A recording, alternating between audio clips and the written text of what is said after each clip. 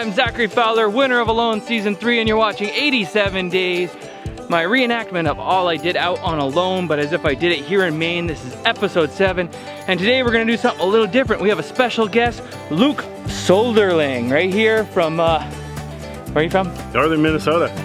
I don't even know why I decided to throw that in here, but we're gonna hang out. We're gonna talk to him about his time out on the wheel. He is the winner of the wheel. He survived 60 days in 6 different locations. Crazy survival situations. We're gonna talk about that, whittle some slingshots, and shoot some stuff with them. So stick around.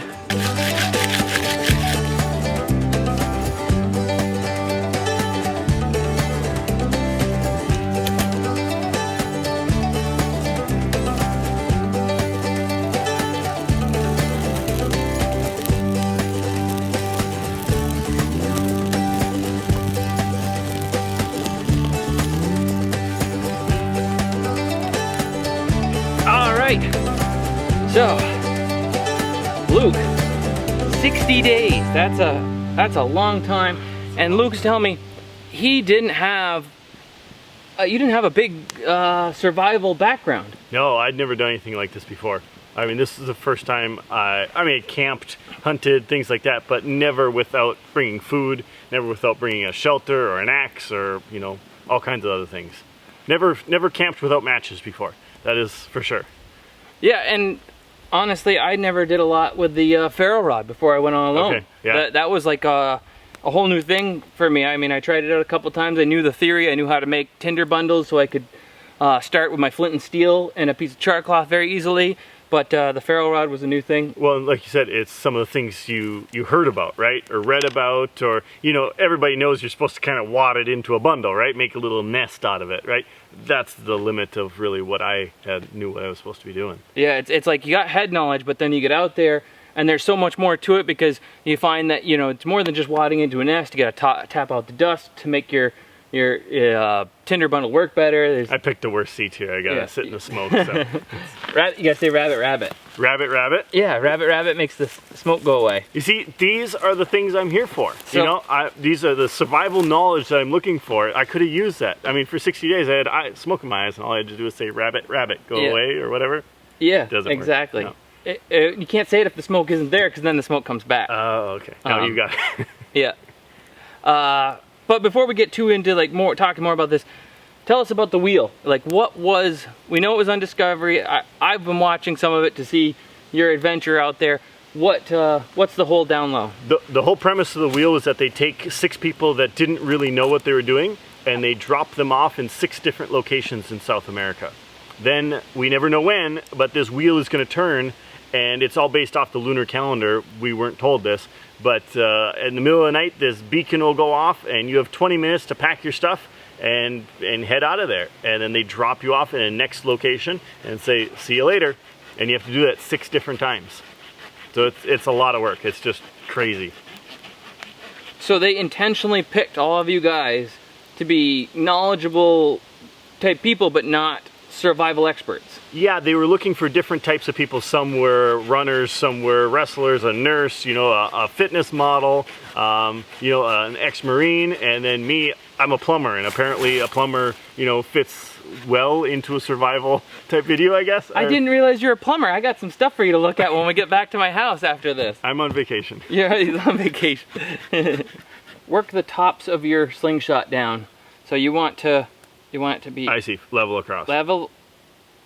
Yeah, whittle it till you get it level straight across. Got it. So what do you got there for a knife?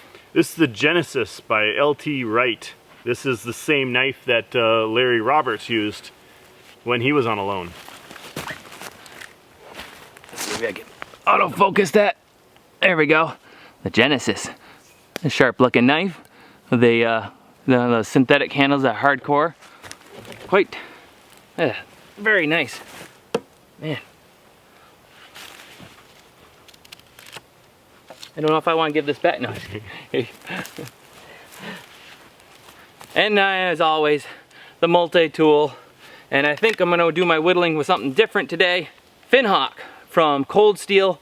Fairly resembles kind of like the Mora a bit. I don't know chicken or egg, who came first out with this shape of and style of knife with the rubber molded handle, very easy to hold, and quite a nice blade with holds a really nice edge. So that's what I'm carving with. Once I get this thing cut. So the first place I went was the Amazon.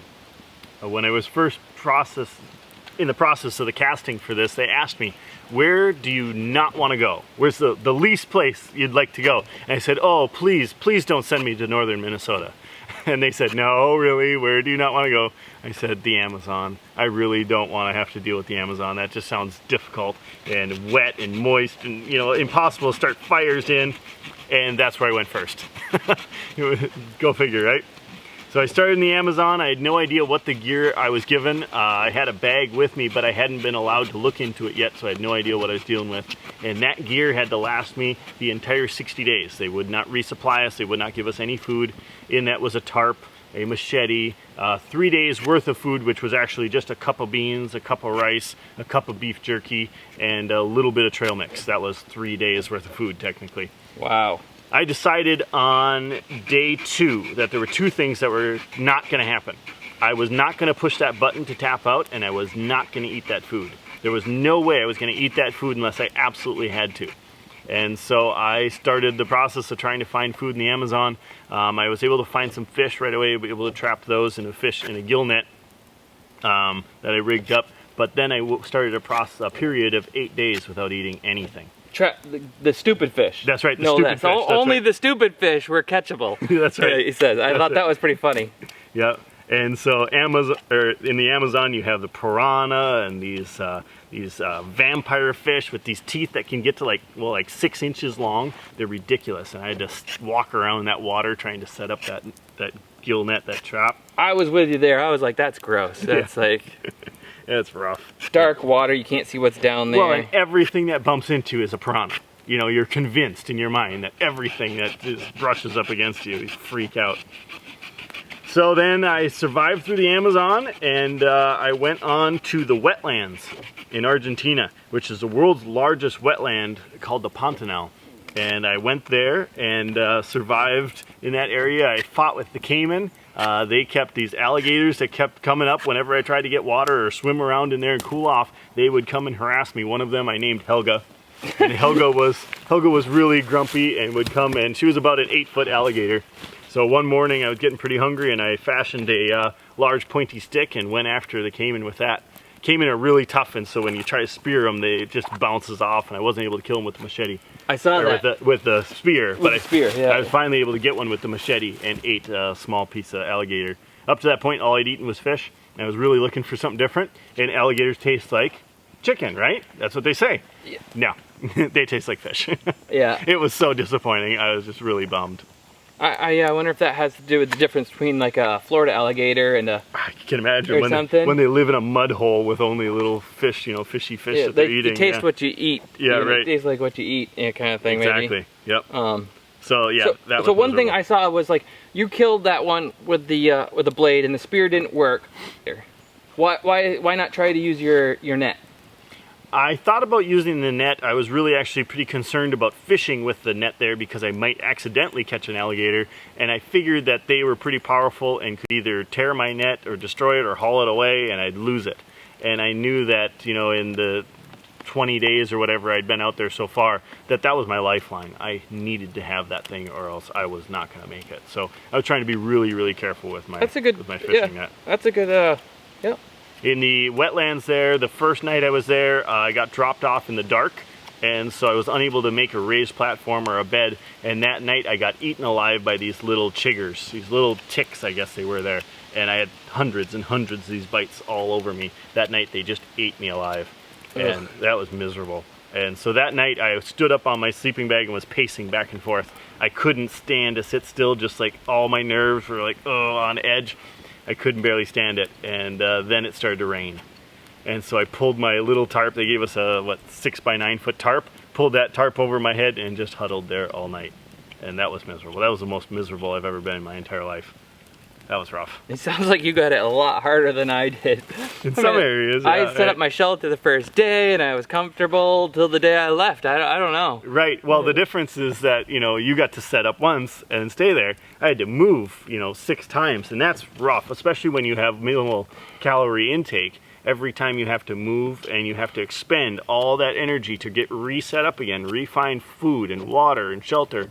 I had to do it every time. So every time the wheel turned, I would, if I was lucky, I ate the day I left. You know, the day before I left, actually. And then the day we traveled, they wouldn't provide us with any food. All day long we're traveling.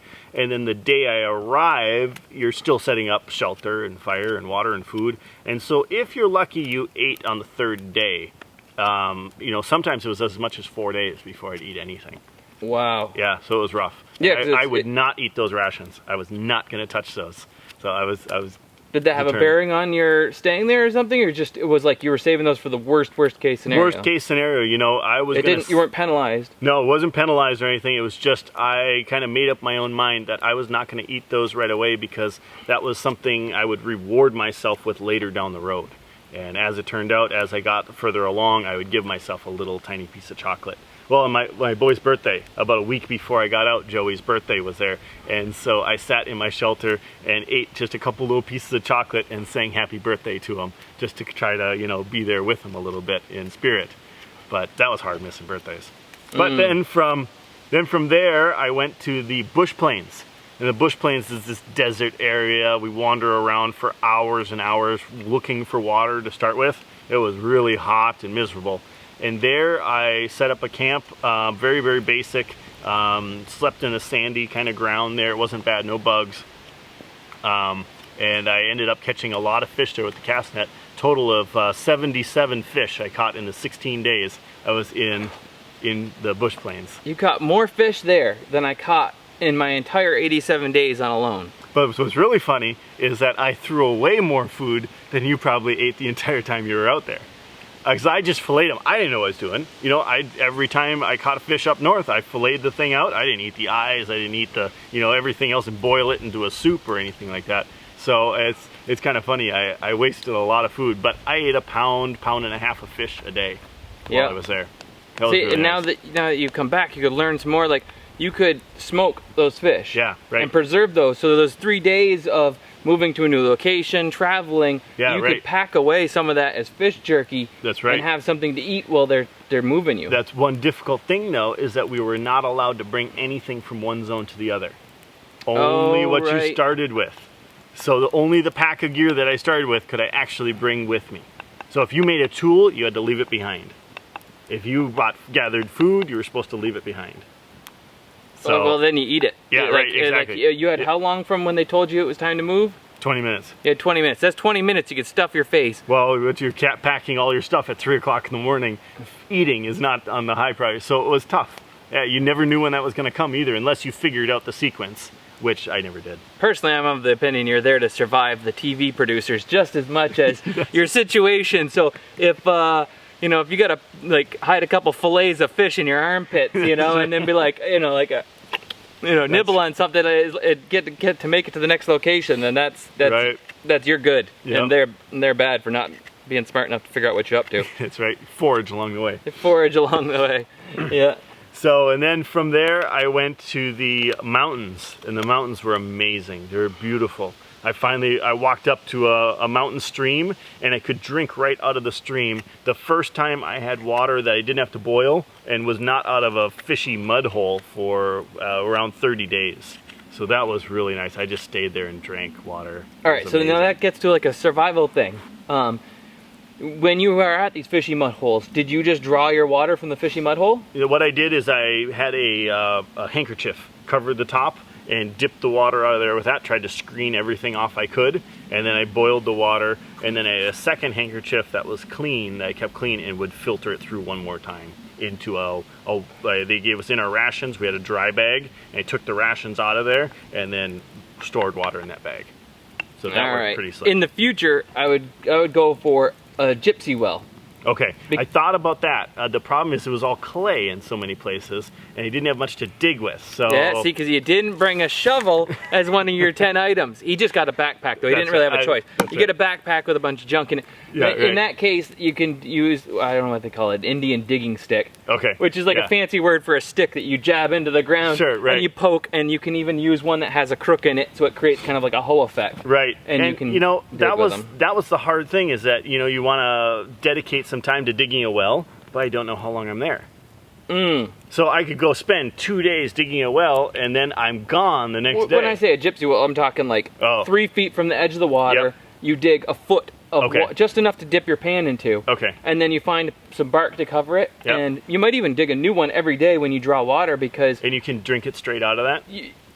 Your chances of getting something are reduced by like 90%. Okay. But I would still boil it, but that will get you the swampy flavor out of it to a degree. It'll get the bugs, and all the bacterias are less likely. Okay. And so interesting. You can get a lot. It might even taste like spring water. Yeah. When you're doing that, depending on what's in the minerals in the ground. See, these are the small little things. This would have been really nice to know. Yeah. Right. They just left me out there and said, "All right, yep, good luck. Yeah. We'll see you later." So in the mountains, I was finally able to drink some fresh water there. That was really nice. The first night I was there, it poured rain though. It was probably around into 30 degrees and raining. It was cold and miserable. So I decided that night I needed to build a better shelter. That morning, the worms came out of the ground, and I was actually able to find a bunch of bait and use those for fishing later on, but I needed a shelter first. And so in this location, I spent 2 days working on a shelter after I arrived. So it was a full 4 days before I actually ate anything there. Wow. In that area, I built a small log cabin. It's just raised, 3 or 4 courses high. I cut down 4 to 6 inch beech trees that were there with a machete. So it was a lot I asked him, like, you didn't eat the worms? No. And like, I think if you had worms coming out, I'd just be snacking on those. Oh man, they sound terrible. It does sound terrible. It sounds terrible. The trout that I caught with them later was amazing. The best thing I've ever eaten in my life. Did you catch any of the pink ones? I got rainbow trout and brown trout. Okay, because where I was, they had the pink meat, and they were like salmon. They were so good. Okay. Yeah, no, it was amazing. Yeah. Just fantastic. The rainbows, the rainbows. Yeah, I know. Lots of bones. Delicious. Yeah, a lot of bones, and then there I filleted them, because I don't know what I'm doing. I just ate what I could find. So, and the next place I went then was the tundra, and the tundra was this barren wasteland. It was at the base of a large volcano that was actually had been active in the previous few years. When I got to that place, they drove me up in this Land Rover, and I saw this expanse in front of me, and I was left alone in there for a while as they were getting the rest of other things ready for my arrival. I sat there and I was the most discouraged I've ever been in my entire life. It was just, I couldn't see anything that would support life as far as I could see, and I didn't know how I was going to make it. I figured after, around 38 days, 39 days, that my trip was over. I figured I made it this far, and there's no way I'm getting past this because there's no life here. And it was rough. But I was reminded that, the Lord never left David. And when David in the Psalms said, "Lord, don't forget me. Don't leave me. Don't abandon me." He didn't. And he took care of David. And I knew that the Lord has taken care of me so many times in my life that he wasn't going to stop now. And so I put my trust in him and put my head down, put my game face on, and just trucked on forward. And then endured the longest horse ride of my life. It was, smoke. Smoky. Yeah. Then I endured the longest horse ride of my life. It was over 2.5 hours with a 60-pound pack on my back and bouncing around the tundra. It was terrible. It was miserable. But then I arrived at the location where I was going to be, and I saw down this valley a nice river. And I thought, oh man, I can make this. I can do this. Little did I know, nobody had caught a single fish in that river, to the point. It had been almost 40 days, and nobody had caught a single one. So after I arrived, I set up a shelter, and it started to pour. And it rained for, I don't know, it was 18 hours or something straight. And I'm stuck under this little lean-to shelter. I mean, not unlike what you have over there, but with a smaller tarp. And just stuck under there. Water's running underneath it and around, and it was just hastily set up, and I was not prepared very well. So the next day I finally was able to go and set up a new shelter, and I nicknamed that one Stone Haven. was made out of a bunch of rock. I made a lean-to. It's like something of a Game of Thrones, like Yeah, right. Stonehaven. Yep. And so I set that up and hauled probably around 1,500 pounds worth of rock to build the walls out of it. And I had a great little shelter there. And then after probably about 3 or 4 days, I started fishing more and finally was able to catch the first fish ever in that zone, a nice big trout.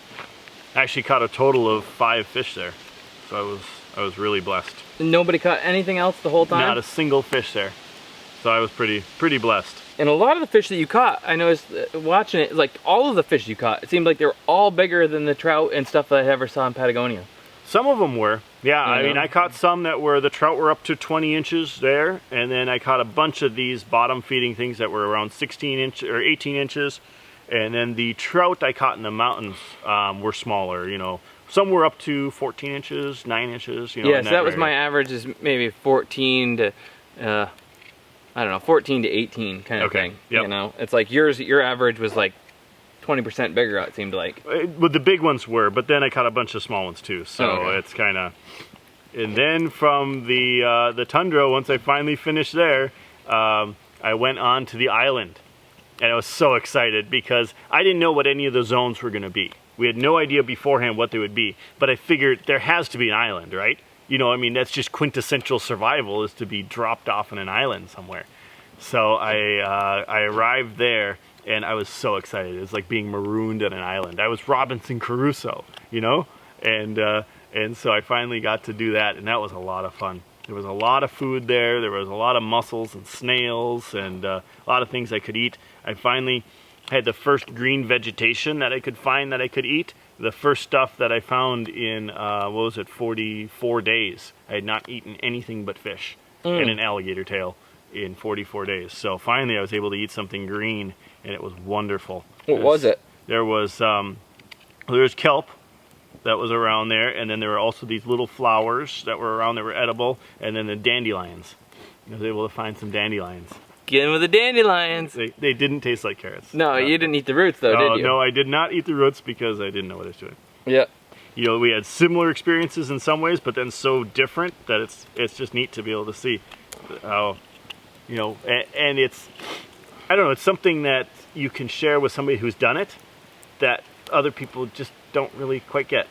You know, they just never quite understand exactly what it's like to be, you know, alone that long. You have people that say, "Oh, that'd be easy. I just do this," you know, but yeah, it's like the old vet returning from Vietnam. You had no idea. Right. Yeah. You know, exactly, it's like it's the same thing. It's like only those of us who have been out there and experienced that. You know, it's like being alone, that factor, and the whole thing, and the mental game it plays on you, and isolation. No, it was me versus myself. Yeah. No question about it. You know, that's my biggest challenge out there was in here, and you had to push power through it and say, "There's no way I'm quitting.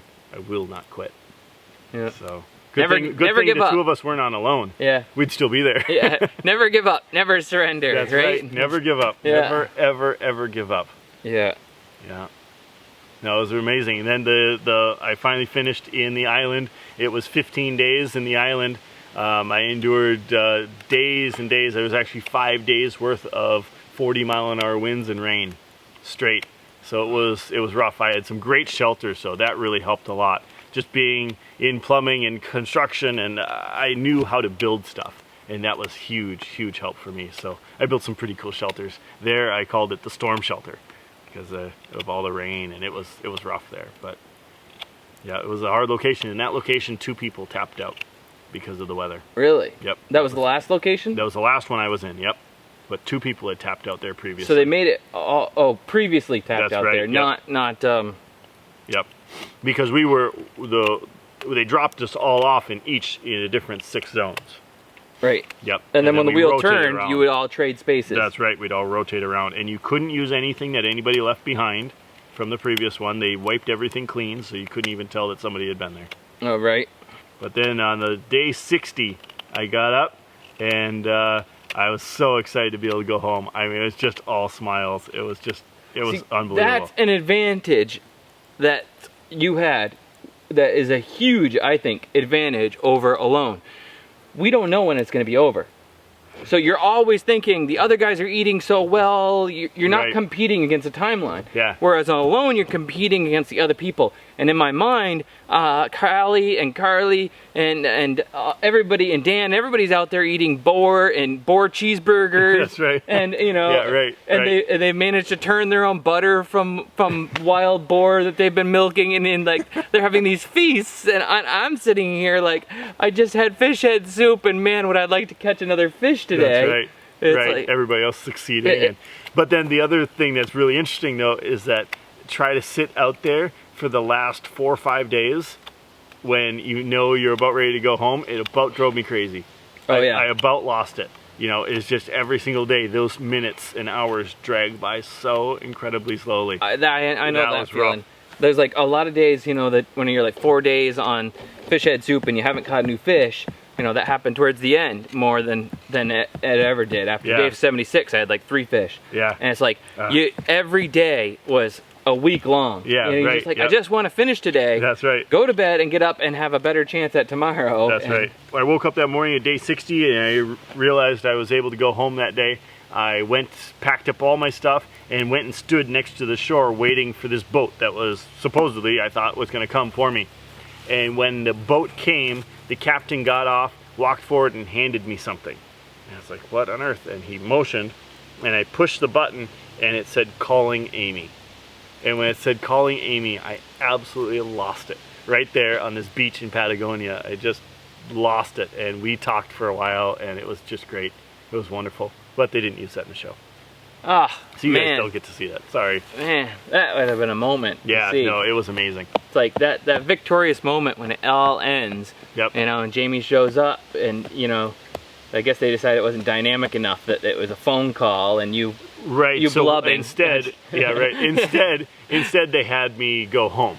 And so they had a camera crew follow me home. And picked me up from the airport in Duluth, near where I live, about an hour away from where I live. My family's not there. All there is a camera crew.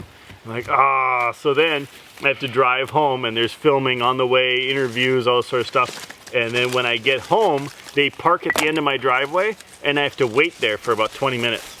While they go and set up cameras and get everything ready, and then I get to go and see my family.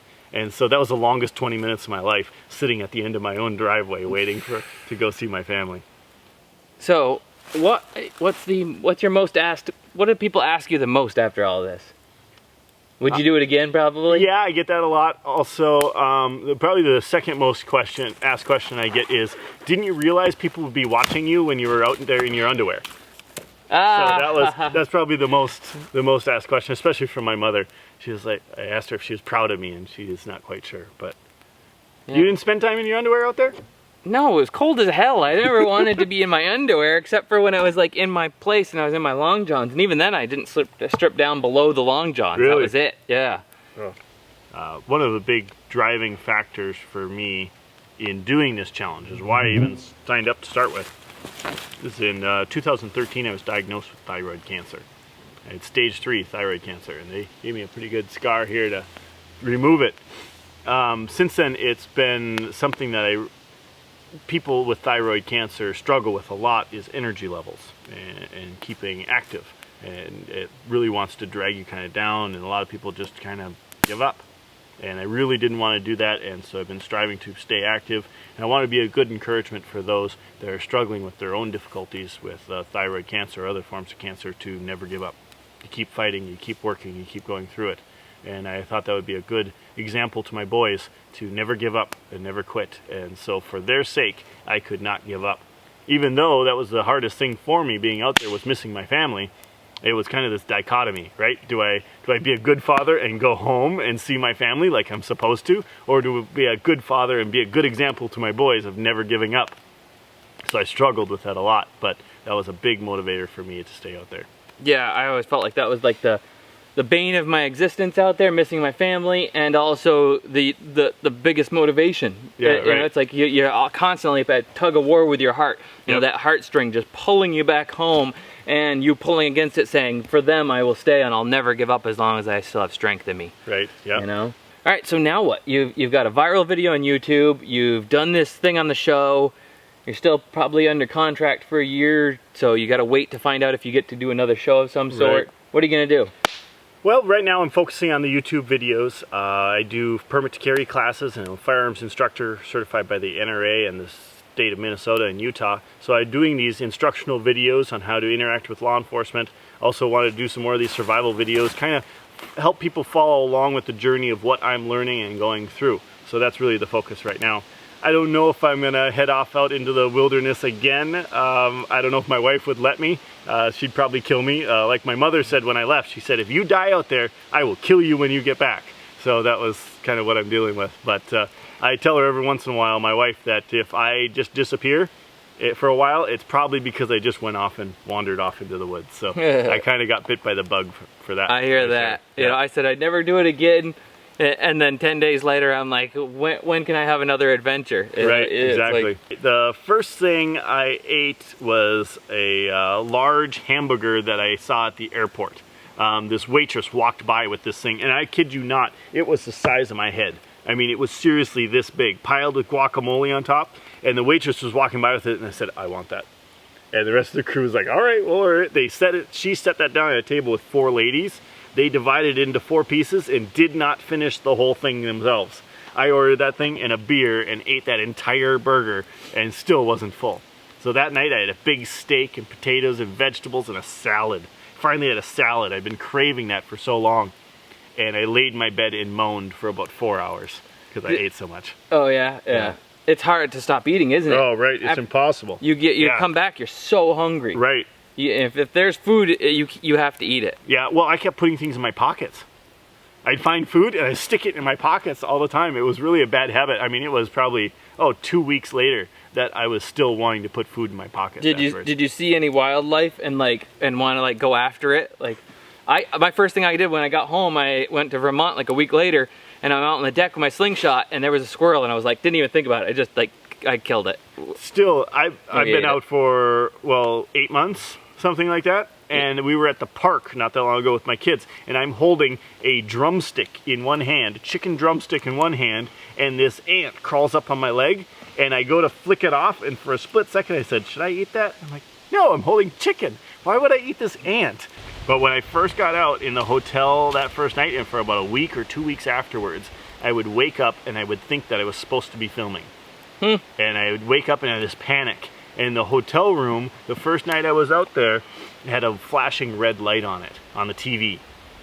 And so I'd wake up and I'd see this little red light flashing, and I'm like, oh, my camera. I'm supposed to be, where's my audio pack? I'm supposed to be wearing an audio pack. I should be recording. Wonder if I'm getting enough footage, and just over and over and over this job that I had for 60 days of filming myself and surviving. Well, did you have a hard time being around people again at all? Not really.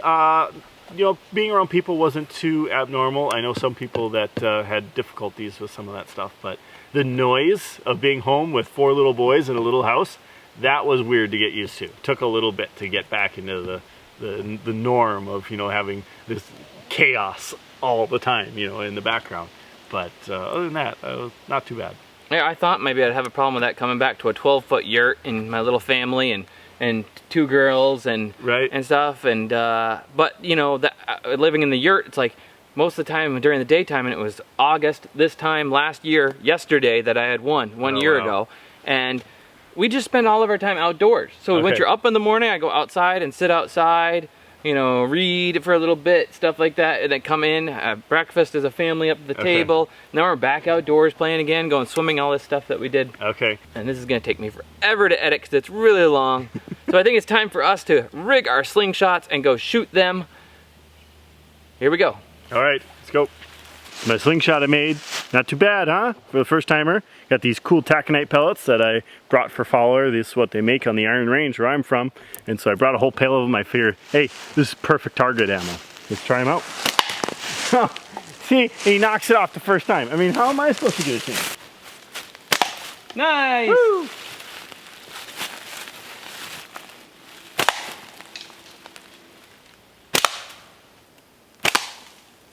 Smooth balls.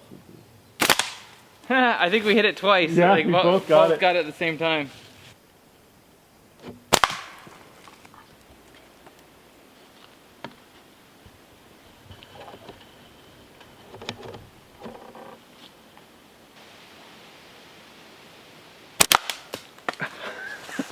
Wow, nice shot. So, that was my journey on the wheel. It was an amazing journey. I loved it. I mean, it was terrible, but you love it at the same time, you know? Fowler's getting smoked out here. It keeps the bugs away, though. That's right. It definitely. I haven't seen any bugs. I didn't. Yeah. Well, mainly because I can't see anything. So yeah, that was Luke's story of his time out on the wheel. 60 days, 6 different locations. Very little skills going into this except for a great head on his shoulders, it appears, and he did an awesome job. I'll link up all of his information below so you can follow him on Facebook, Instagram, all those other things that he does, as well as his YouTube channel. I'm gonna link it at the end here. And man, thanks for coming out and hanging out with me here. Man. It was great. I had a great time. We'll have to do I learned a lot. This is excellent, and got a great slingshot. All right, thanks for watching, guys. See you next time. Fowler out.